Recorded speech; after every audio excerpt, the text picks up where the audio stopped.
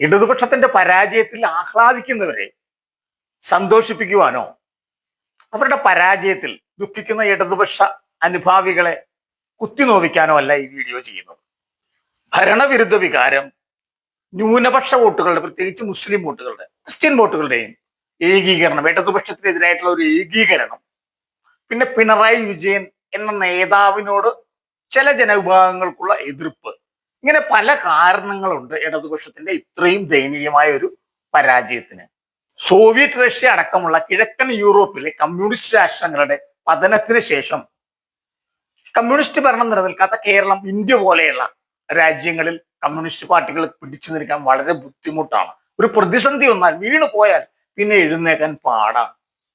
ഇന്ത്യയിൽ തന്നെ ബംഗാളും ത്രിപുരയും ഒക്കെ വലിയൊരു ഉദാഹരണമല്ലേ. 2011 മമതാ ബാനർജി ഇടതുപക്ഷത്തെ പരാജയപ്പെടുന്നത്. അതിനുശേഷം അവർക്ക് തല പൊക്കാൻ കഴിഞ്ഞിട്ടില്ല എന്നുള്ളതാണ്. ഇപ്പോ 50% വോട്ട് ഷെയർ ഉണ്ടായിരുന്ന CPM അല്ലെങ്കിൽ ഇടതുപക്ഷം ഇന്നിപ്പോ അറൗണ്ട് 4%, 5% വോട്ട് ഷെയറേ ഉള്ളൂ.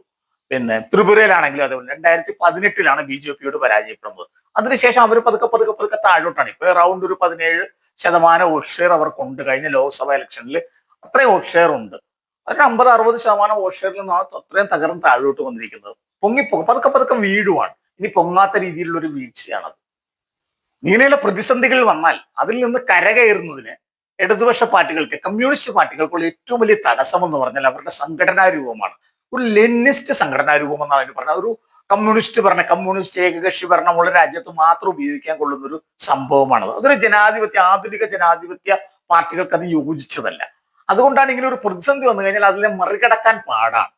ഇപ്പൊ റഷ്യയിൽ തന്നെ ഗോർബച്ചോവ് കമ്മ്യൂണിസത്തെ രക്ഷപ്പെടുത്താൻ വേണ്ടി എന്തൊക്കെയാ കൊണ്ടുവന്നത് അല്ലേ? പെരസ്ട്രോയിക്ക, ഗ്ലാസ്നോസ്. പക്ഷെ തൊട്ട് കഴിഞ്ഞപ്പോ തന്നെ അത് കമ്മ്യൂണിസം തകർന്ന് തരിപ്പണമായി പോവുക. തൊടാൻ പാടില്ല, അല്ലെങ്കിൽ കുറച്ചു നാളും കൂടെയൊക്കെ നിൽക്കും. അതായത് ഇപ്പൊ ചില വീടുകളൊക്കെ ഇല്ലേ, നമ്മൾ ഓടിട്ട പഴയ വീടുകളൊക്കെ ഇങ്ങനെ ദ്രവിച്ച് നിൽക്കുമായിരിക്കും. നമ്മളൊന്നും ചെയ്യാണ്ടിരുന്നാൽ കുറച്ചു നാളും കൂടെയൊക്കെ നിൽക്കും. പക്ഷെ നമ്മൾ അതേ കയറി പെരുമാറിയാൽ, അതേ കയറി നന്നാക്കാനൊക്കെ ശ്രമിച്ചു കഴിഞ്ഞാൽ അത് ഇടിഞ്ഞു വീഴും. അങ്ങനെ ഒരു പ്രതിസന്ധി ഉണ്ട്. അപ്പൊ ഇങ്ങനെ ഒരു പ്രതിസന്ധിയെ മറികടക്കാൻ ഇവർക്ക് ഈ സംഘടനാ രൂപത്തെ മാറ്റാനായിട്ട്, പാർട്ടി ഇല്ലാണ്ടാകാനും പാടില്ലല്ലോ, അങ്ങനെ ഇവർക്ക് എങ്ങനെ ചെയ്യാൻ കഴിയും എന്നുള്ളതാണ് യഥാർത്ഥം ഇവർ നേരിടുന്ന ഏറ്റവും വലിയ വെല്ലുവിളി.